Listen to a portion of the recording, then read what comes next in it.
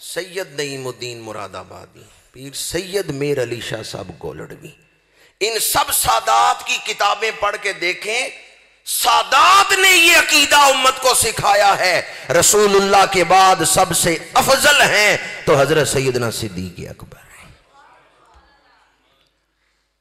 وَسَيُجَنَّبُهَا الْأَتْقَى، اتقا میں افضلیت کا معنی پایا جاتا ہے۔ اور یہ اصول بھی یاد رکھیں کہ جب کسی بات پر صحابہ کا اجماع ہو جائے تو بعد والی امت اجماع کر کے صحابہ کے فیصلے کو توڑ نہیں سکتی، غلط نہیں قرار دے سکتی۔ دین سمجھنے کے لیے 4 ماخذ ہیں۔ کتنی بنیادیں ہیں؟ 4: قرآن، حدیث، اجماع اور قیاس۔ قرآن پڑھ کے دیکھیں تو قرآن حضرت صدیق اکبر کو اتقا کہتا ہے۔ قرآن پڑھ کے دیکھیں تو قرآن حضرت صدیق اکبر کو اولو الفضل کہتا ہے، فضیلت والے۔ قرآن پڑھ کے دیکھیں قرآن حضرت صدیق اکبر کو ثانی اثنین کہتا ہے، 2 میں سے دوسرا، ثانی اثنین، 2 میں سے دوسرا۔ اور مفسرین کہتے ہیں شیعہ ہوں سنی ہوں سب نے لکھا ہے ثانی اثنین میں حضور کے ساتھ صدیق اکبر ہے، سب نے اس کو مانا ہے کہ غار ثور میں صدیق اکبر حضور کے ساتھ ہے۔ اور ثانی اثنین کا معنی کیا ہے؟ 2 میں سے دوسرا، یعنی جب بھی آپ گنتی گنتے ہیں 1 کے بعد ہمیشہ 2 آتا ہے، 1 اور 2 کے درمیان عدد کوئی نہیں، جیسے 1 اور 2 کے درمیان عدد کوئی نہیں، نبی اور صدیق کے درمیان رتبہ کوئی نہیں۔ 1 کے بعد ہمیشہ 2 آتا ہے، نبی کے بعد ہمیشہ صدیق آتا ہے۔ قرآن پاک کی کتنی آیات ہیں جو حضرت سیدنا صدیق اکبر کی افضلیت کو بیان کر رہی ہیں۔ اگر اپنے ساتھ مائیت الہیہ میں حضور نے کسی کو شامل کیا ہے تو صرف حضرت صدیق اکبر کو شامل کیا ہے۔ یہ فرما کے لا تحزن ان اللہ معنا، ابو بکر غم نہ کرو اللہ ہمارے ساتھ ہے۔ تو اپنے ساتھ اگر کسی کو حضور نے مائیت الہیہ میں شامل کیا ہے صرف حضرت صدیق اکبر کو شامل کیا۔ احادیث پڑھ کے دیکھیں، ایک بڑا ذخیرہ ہے احادیث کا جو سیدنا صدیق اکبر کی شان میں ہے۔ میں صرف ایک مثال آپ کو دے رہا ہوں۔ حضور فیصلہ کر دیں تو حضور کے فیصلے کے بعد معاذ اللہ ثم معاذ اللہ ثم معاذ اللہ کوئی گنجائش ہے کہ اس بات کو چھیڑا جائے؟ حضور نے فیصلہ کر دیا ہے جب اپنا مصلح حضرت صدیق اکبر کو دیا ہے۔ مرو ابا بکر فلیصلی بالناس، جاؤ ابو بکر سے کہو میرے مصلے پہ کھڑے ہو کے لوگوں کو نماز پڑھائیں۔ میرے آقا کریم صلی اللہ علیہ وآلہ وسلم نے شب معراج مسجد اقصیٰ میں 1 نماز پڑھائی ہے انبیاء کو۔ کتنی نمازیں پڑھائی ہیں؟ 1 نماز پڑھائی۔ اس کو بیان کر کے ہمارے علماء ثابت کرتے ہیں کہ حضرت ابراہیم پیچھے کھڑے ہیں، حضرت موسیٰ پیچھے، حضرت یونس پیچھے، حضرت نوح پیچھے، حضور آگے۔ مطلب کیا؟ خلق سے اولیاء، اولیاء سے رسول اور رسولوں سے اعلیٰ امام افضل ہوتا ہے۔ اور اس پر امام حاکم نے ایک حدیث بھی نقل کی ہے المستدرک میں کہ اگر کسی کو امام بنانے کا اختیار دیا جائے اور وہ افضل کو پیچھے کھڑا کرے، مفضول کو امام بنائے، فقد خان اللہ و رسولہ، اس نے اللہ کے ساتھ بھی خیانت کی، اللہ کے رسول کے ساتھ بھی خیانت کی، یعنی افضل کو امام بنایا جائے گا۔ اصول کیا ہے شریعت میں؟ جو علم میں افضل ہو، جو تقوی میں افضل ہو، جو بلند مرتبے پہ ہو، اسے امام بنایا جائے گا۔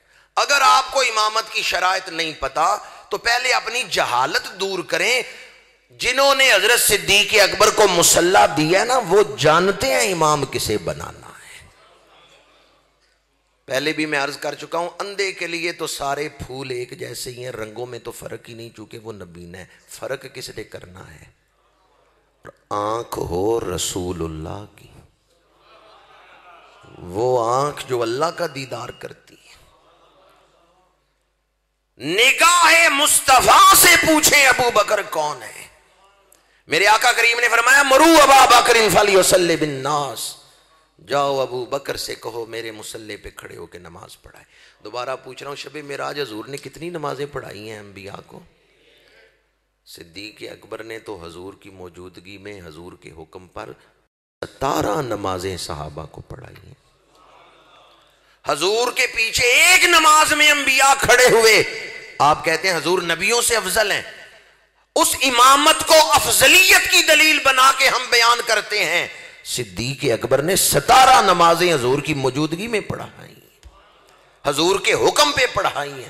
جو حضور نے اپنے مصلی پہ حضرت صدیق اکبر کو کھڑا کیا ہے، یہ بھی حضور نے اشارہ دے دیا ہے کہ میرے وصال کے بعد امت کے تمام امور کو میں سپرد کر رہا ہوں اس شخص کے جسے میں اپنے مصلی پہ کھڑا کر رہا ہوں۔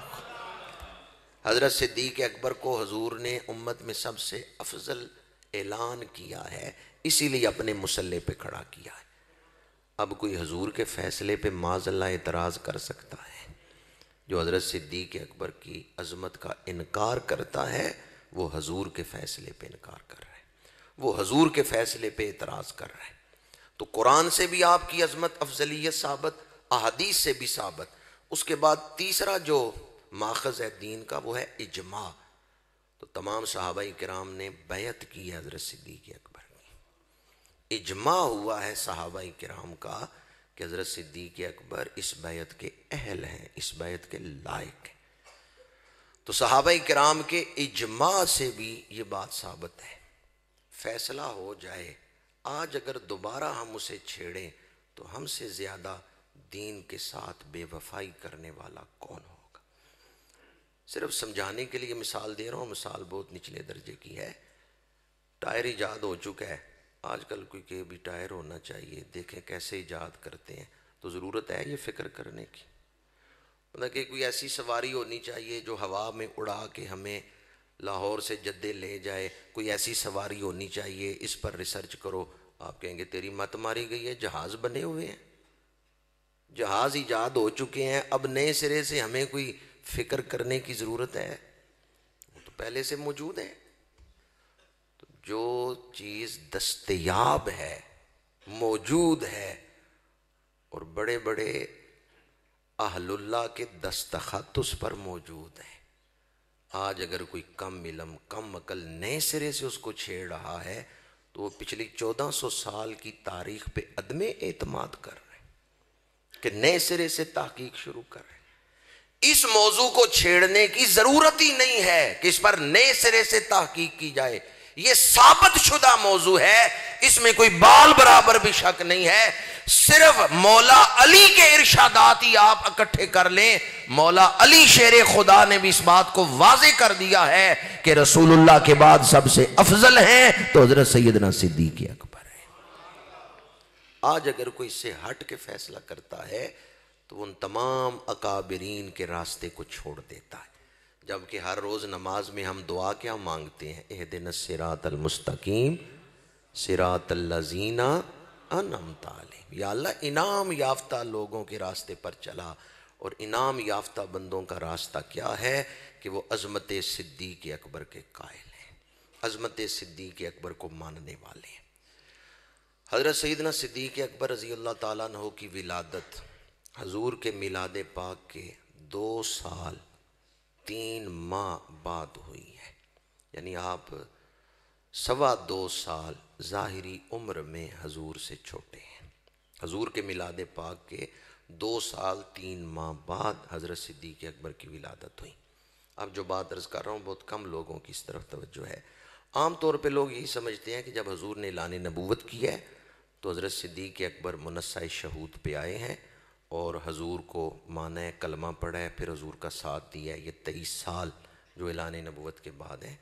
جبکہ آپ تاریخ پڑھ کے دیکھیں تو حضرت صدیق اکبر بچپن سے ہی حضور کے دوست ہیں، ان کا بچپن، ان کی جوانی حضور کے ساتھ گزری ہے۔ حضرت سیدنا صدیق اکبر رضی اللہ تعالیٰ عنہ حضور کے اعلان نبوت سے پہلے کئی لوگوں سے یہ بات کر چکے تھے کہ حضور کا بیٹھنا دوسرے لوگوں کی طرح نہیں ہے، حضور کا چلنا دوسرے لوگوں کی طرح نہیں ہے، حضور کا بولنا یہ دوسرے اہل عرب کی طرح نہیں ہے، کبھی کوئی نازیبا بات ان کی زبان سے نہیں نکلی. لہجے میں یوں مٹھاس ہے کہ دل کھنچتا ہے. اگر سمجھ سکتے ہیں تو سمجھے میں کیا کہہ رہا ہوں. حضور نے اعلان نبوت نہیں کیا. حضرت صدیق اکبر اس وقت فرماتے تھے، حکیم بن حزام آپ کے دوست ہیں، ان سے آپ نے بات کی کہ جب یہ سوچتے ہیں نا، میں ان کے پاس بیٹھا ہوتا ہوں، میں ان کا چہرہ دیکھتا ہوں تو ان کے سوچنے کا انداز بھی اتنا دلکش ہے کہ دی چاہتا ہے ان کے چہرے کو دیکھتا ہی. ان کا سوچنا بھی اوروں کی طرح نہیں، بولنا بھی اوروں کی طرح نہیں، چلنا بھی اوروں کی طرح نہیں، بیٹھنا بھی اوروں کی طرح نہیں. یہ تو آپ نے اعلان نبوت سے پہلے فرمایا ہے. اور آپ کے قبول اسلام کے حوالے سے جو روایات ہیں ان میں سے ایک روایت یہ ہے کہ آپ جناب حکیم بن حزام کے پاس بیٹھے ہوئے تھے. ایک لونڈی آئی، کنیز آئی، اس نے آ کے کہا میں ابھی ام المومنین حضرت سیدہ خدیجہ الکبریٰ رضی اللہ تعالی عنہا کے پاس سے آئی ہوں. وہ بتا رہی تھی کہ رسول اللہ نے اعلان نبوت کی ہے. پہلی آواز حضرت صدیق اکبر کے کانوں میں پڑی کہ حضور نے اعلان نبوت کی ہے. صدیق اکبر فوراً اٹھ کے دوڑے، حکیم بن حزام کے گھر سے نکلے. حکیم بن حزام نے کہا بیٹھو، اتنی جلدی کیا ہے جانے میں؟ صدیق اکبر کہتے ہیں یہ اعلان سننے کو تو عرصہ ہوا میرے کان ترس گئے تھے. مجھے ان میں نبیوں والی شانیں نظر آ رہی تھیں. میں انتظار کر رہا تھا یہ کب اعلان نبوت کریں گے، میں ان کا کلمہ پڑھ کے دنیا سے جاؤں.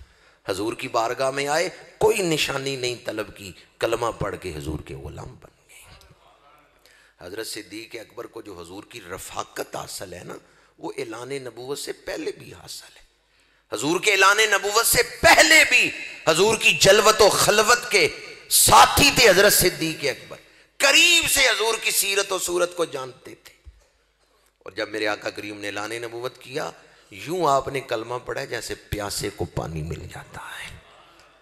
سردیوں کی رات ہو، شدید ٹھنڈ ہو، میں آپ کو کوئی ٹھنڈا شربت کا گلاس پیش کروں، آپ کو کوئی اس کی قدر نہیں ہوگی کیونکہ ضرورت نہیں تھی.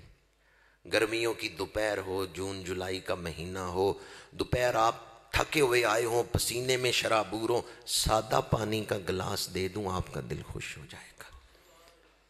جب طلب ہوتی ہے نا، تڑپ ہوتی ہے، پھر قبولیت کا انداز اور ہوتا ہے. حضرت صدیق اکبر نے یوں حضور کا کلمہ پڑھا ہے کہ جیسے آپ پہلے ہی متلاشی حق ہیں. میرے آقا کریم کو قریب سے حضرت صدیق اکبر نے اعلان نبوت سے پہلے ہی دیکھا ہوا، پہلے ہی رفاقت حاصل تھی.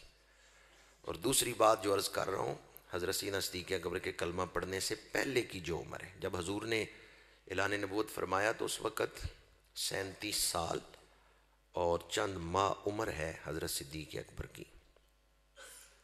کوئی بڑے سے بڑا کافر، کوئی مورخ آپ پر یہ اعتراض نہیں کر سکا کہ اعلان نبوت سے پہلے صدیق اکبر نے فلاں گناہ کیا ہے، فلاں جرم کیا ہے.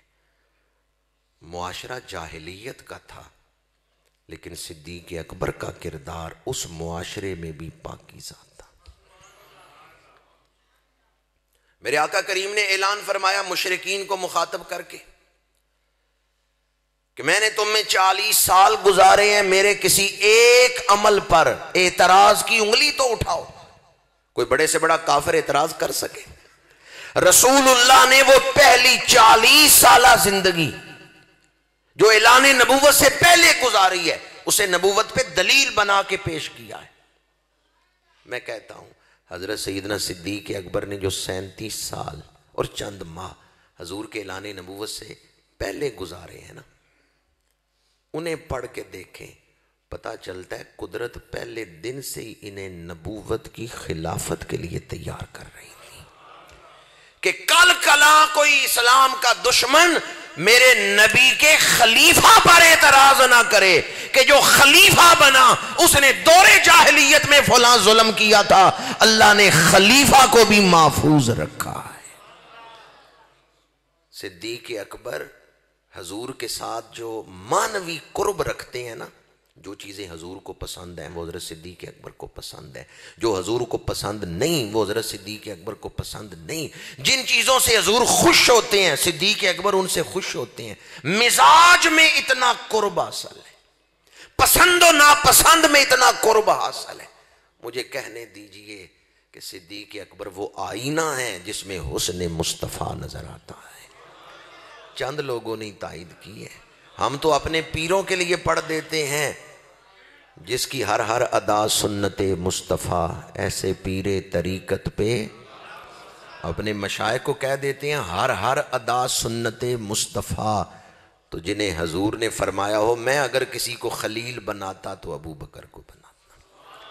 अबू बकर में वो सलाहियतें हैं जो नबूवत में, नबूवत के लिए खलील बनने की सलाहियतें हैं कि इसे नबूवत का खलील बनाया जाए। अबू बकर में वो सलाहियतें। हदीस पाक फरमाया लो कुन तो मुत्तखिज़न खलीलन लत्तखज़्तु अबा बकरिन खलीला, अगर मैं किसी को अपना खलील बनाता तो अबू बकर को खलील बनाता।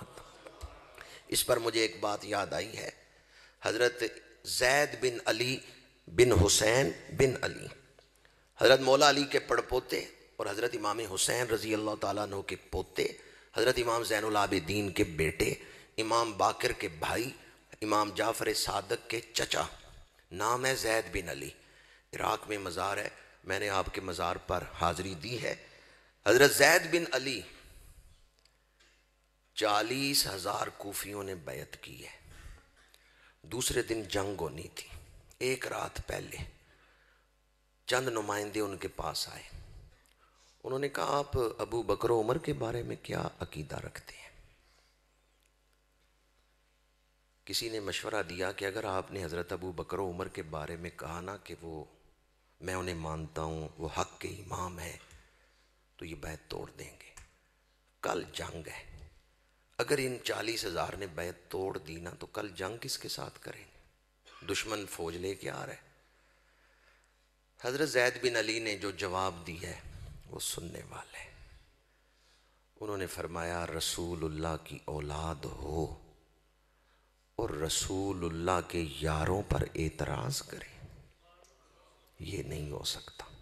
हुमा इमामान आदिलान, मेरा अकीदा ये है अबू बकर उमर हक के इमाम है। 40,000 में से 39,500 ने बैत तोड़ दी, सिर्फ 500 रह गए। दूसरे दिन जंग हुई, ज़ैद बिन अली शहीद हो गए। आपका जिस्म मुबारक कूफियों ने एक तवील अरसा लटकाए रखा है चौक में कि लोग इसको देखते रहे, इस बदन को कटा हुआ सर। हजरत ज़ैद बिन अली ने शहादत को पसंद किया, लेकिन फरमाया मैं ये नहीं कह सकता कि रसूलुल्लाह के यार अच्छे नहीं थे। रसूलुल्लाह की औलाद हो और कहे रसूलुल्लाह के यार अच्छे नहीं थे। सादी सी मिसाल दे रहा हूं आपको समझाने के लिए। आपके पास कोई बैठ के आदमी कहे तुहाडे अब्बा जी बड़े चंगे सन, बड़े नेक सन, बड़े साले सन, बड़े चौधरी सन, पर उन्होंने यार चंगे, उन्होंने याराना अच्छियां नाल नहीं सी, उन्होंने दोस्ती चंगियां बंदियां नाल नहीं सी, आपका दिल खुश होगा। वैसे वो आदमी तारीफ कर रहा है या हिजव कर रहा है? वो गाली दे रहा है या तारीफ कर रहा है? जो आपको ये कहे तुहाडे अब्बा जी नेक बड़े सन पर उन्होंने याराना चंगियां बंदियां नाल नहीं सी, वो आपकी तारीफ कर रहे हैं। सादाते किराम बड़ी बसीरत वाले हैं, अगर उनके सामने कोई सिद्दीक़ अकबर और फारूक आज़म की बेअदबी करे उन्हें समझ नहीं आती ये गाली किसको दे रहे हैं। हजरत ज़ैद बिन अली रजी अल्लाह ताला अन्हुमा, उन्होंने फरमाया रसूलुल्लाह की औलाद हो और रसूलुल्लाह के यारों पे एतराज करे। मैं ज़ैद बिन अली इस पर शहादत को तरजीह दूंगा, कल मैदाने जंग में मुझे शहीद कर दिया जाए, पर मैं अबू बकर उमर की गाली नहीं दे सकता, उनकी हिजव नहीं कर सकता। कल कयामत के दिन हजूर को भी चेहरा दिखाना है, हजूर को भी मुंह दिखाना है। मैं हजूर के सामने क्या चेहरा लेके जाऊंगा कि हजूर के यारों की तौहीन करके आया हूं। इसलिए मैंने कहा हमारा वही अकीदा है जो सादाते किराम ने हमें दिया है। मेरे आका करीम ने फरमाया लो कुन्तु मुत्तखिज़न खलीलन लत्तखज़्तु अबा बकरिन खलीला, कि मैं अगर किसी को गहरा दोस्त बनाता, खलील बनाता तो अबू बकर को बनाता। और फारूक आज़म उन्हें तो हजूर ने दुआ करके मांगा है, तो अब जो उनकी बेअदबी कर रहे हैं वो दुआए रसूल पे एतराज़ कर रहे हैं। मैं अपनी गुफ्तगू को इस पैगाम पर समेटता हूँ। शान सिद्दीक़ अकबर के चंद पहलू मैंने आपके सामने بیان کیے ہیں۔ کنز العمال میں یہ حدیث پاک ہے، مولا علی شیر خدا اس کے راوی ہیں۔ مولا علی شیر خدا حدیث بیان کر رہے ہیں، رسول اللہ صلی اللہ علیہ وآلہ وسلم نے فرمایا حضرت موسیٰ علیہ السلام نے عالم ارواح میں روح صدیق اکبر کو دیکھا، روح فاروق اعظم کو دیکھا، تو حضرت موسیٰ نے عرض کیا پروردگار اے دو جنے میری امت اچ پیدا کر دے، پروردگار اے دو جنے میری امت اچ پیدا کر دے۔ اللہ کریم نے فرمایا پیارے موسیٰ اے دو میں اپنے محبوب نو دے چڑھے، ذالک مثلہم فی التوراۃ و مثلہم فی الانجیل۔ اس آیت کی تفسیر پڑھ کے دیکھیں، حضرت موسیٰ اپنی امت کے سامنے صحابہ کی شان بیان کرتے تھے، حضرت عیسیٰ اپنی امت کے سامنے رسول اللہ کے صحابہ کی شان بیان کرتے تھے۔ کنز العمال کی حدیث میں نام آئے ہیں کہ حضرت موسیٰ نے جناب سیدنا صدیق اکبر حضرت فاروق اعظم کو مانگے۔ مصر سے کتاب شائع ہوئی ہے، عمدۃ التحقیق فی بشائر آل صدیق، اس میں یہ روایت ہے، مختلف کتابوں کے حوالے وہاں موجود ہیں کہ حضرت جبریل امین حضور کی بارگاہ میں حاضر تھے، تو حضرت جبریل امین نے ابتدائے اسلام کی بات ہے، جناب سیدنا صدیق اکبر کا نام لے کے آپ کا ذکر کیا، تو میرے آقا کریم نے فرمایا جبریل کیا تو ابو بکر کو جانتا ہے؟ اتنی دیر میں حضرت جناب سیدنا صدیق اکبر حضور کی بارگاہ میں حاضر ہوتے ہیں، جبریل کھڑے ہو جاتے ہیں، تو میرے آقا کریم فرماتے ہیں جبریل کیا تو ابو بکر کو جانتا ہے؟ کتاب کا حوالہ میں نے دیا ہے، جامع ازہر سے عمدۃ التحقیق شائع ہوئی ہے، اس میں یہ روایت ہے، جبریل عرض کرتے ہیں یا رسول اللہ صلی اللہ علیہ وسلم، جب اللہ کریم نے حکم دیا تھا نا جناب آدم کو سجدہ کرنے کا، اور ہم فرشتوں نے سجدہ کیا، جب ہم نے سجدے سے سر اٹھایا تو میں نے اللہ کریم کی بارگاہ میں عرض کیا پروردگار آدم بڑی شان والے، ان کی اولاد میں جو نبی ہوں گے رسول ہوں گے وہ بڑی شان والے، پر مجھے ان کے بعد تو کوئی ایسا شخص دکھا جو بڑی شانیں رکھتا ہوگا اور تیرے قرب کے لائق ہوگا، تو اس وقت مجھے حضرت جناب صدیق اکبر کے نور کی زیارت کروائی گئی، ان کے نور ایمان کی زیارت کروائی گئی، ان کے روح میں جو عظمتیں ہیں وہ مجھے دکھائی گئی تھی۔ یا رسول اللہ جس دن ہم نے حضرت آدم کو سجدہ کیا تھا نا، اس دن سے میرا یارانہ ہے ابو بکر کے ساتھ، اس دن سے میں ان سے محبت کرتا ہوں۔ تو اس لیے میں نے پہلے بھی عرض کیا اندھوں کو کیا پتا ابو بکر کون ہے، یہ تو آنکھ والوں سے پوچھے، یہ تو شان نظر والوں سے پوچھے۔ اللہ تعالی ہمیں اسی عقیدے پہ قائم رکھے، کیا شان ہے ان کی جنہیں حضور نے اپنے پہلو میں رکھا ہے، نام آنے سے ابو بکر و عمر کا لب پر تو بگڑتا ہے وہ پہلو میں سلائے ہوئے ہیں۔ اللہ تعالیٰ سیدنا صدیق اکبر کی تعلیمات پر عمل کی توفیق عطا فرمائے۔ آپ کی ساری زندگی کا پیغام خلاصہ، حضرت صدیق اکبر کی ذات جس محور کے گرد گھومتی ہے نا، وہ محور کیا ہے؟ پنجے وقت پڑھے نمازاں تے تنو لوکی آکھن نمازی، جنگ کر کے تو کر جت آئیوں تنو لوکی آکھن غازی، چڑھ انصاف دی کرسی بیٹھوں تنو لوکی آکھن قاضی، بلے شاہ تو کچھ بھی نہ کھٹیا جے تو یار نہ کیتا۔ حضرت صدیق اکبر نے زندگی حضور کو راضی کرنے کے لیے گزاری، حضرت صدیق اکبر کے اعمال حضور کی رضا۔ بلال حبشی کو خرید کے آزاد کیا ہے، کس کو پریشان دیکھا تھا کہ بلال کو خرید رہے ہیں؟ حضور کو پریشان دیکھ۔ حضرت صدیق اکبر حضور کو پریشان نہیں دیکھ سکتے، بس ان کا مال، ان کی اولاد، ان کا گھر بار سب کچھ نثار ہے اس مقصد کے لیے کہ حضور کو مسکراتا ہوا دیکھے۔ بلے شاہ تو کچھ بھی نہ کھٹیا جے تو یار نہ کیتا، جے تو یار نہ کیتا راضی۔ آج بھی مشرب صدیق اکبر اپنانے کی ضرورت ہے۔ حضور کو راضی کرنا اپنی فکر بنا لیں، اللہ آپ کو راضی کر دے گا، اللہ آپ کے لیے زندگی میں آسانیاں پیدا کر دے گا۔ ہر اس عمل سے اپنے آپ کو روکیں جس سے حضور ناراض ہو، ہر وہ عمل اپنائیں جس سے حضور راضی ہوتے ہیں، پھر دیکھیں زندگی میں کیسے بہاریں آتی ہیں۔